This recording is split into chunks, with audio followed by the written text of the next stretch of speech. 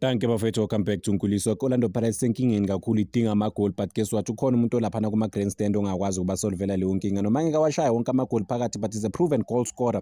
Umuntu abathi bafuna ama-goals okumele babhekene uMabasa bafethu. Lo muntu lo former top goal scorer ku-PSL last season, ukore 15 goals, akadlali ku-Orlando Pirates, akekho nasebhenchini. It is sad ukumbona umuntu oshoda nga-6 goals kuphela. Umabasa ushoda nga-6 goals kuphela ukuthi amatche irecord lakaTsovi lakaZoral beat irecord lakaTsovi laka, so kumele ngempela bakwazi ukumdlalisa bafethu, yabo, because there's no way ungitshela ukuthi uRadio Pan in terms of ukuba yi-striker nokuthi ama-goal contributions nama-goal ukuthi ubetter than uMabasa. There is no way. Maybe kwamanye ama-department, maybe uma ungayibeka ngenye indlela, uMabasa badinga heading to i-game against iMamelodi Sundowns, badinga abantu abane-experience. Even if abadlalisa uMabasa kumele abe sebhenchini, bazi ukuthi bane-flexibility going to the game, yabo. uMakgopa i-big game player bafethu, so given a chance uMakgopa angakwazi ngempela ukulwa oyihlupha i-defense eMamelodi Sundowns. So i-physique yakhe ne-presence yakhe strong kuzobahlupha okekana lapha emuva ukuthi bangabi too comfortable, because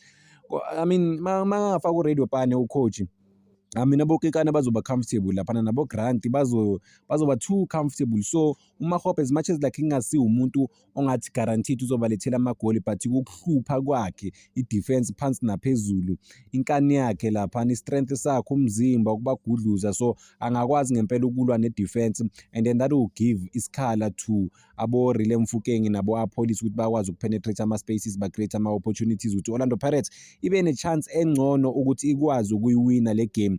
It is the biggest game of the season so far bafethu, and ku-knockout stage yani ye-MTN 8. uMabasa bayamdinga, uMakgopa bayamdinga, Radio Pane i-third option for me in terms of ama-strike ongawathemba. uRadio Pane already bamnikela ama-opportunities, but wenzani, udlala ngawo ama-opportunities. So kuyisikhathi ukuthi bazame abantu abane-experience okudlala professional okwashaya ama-goal, because badinga ama-goal more than anything else. They are able to create open clear opportunities, but abakwazi ukuwavalela phakathi lawo ma-chance.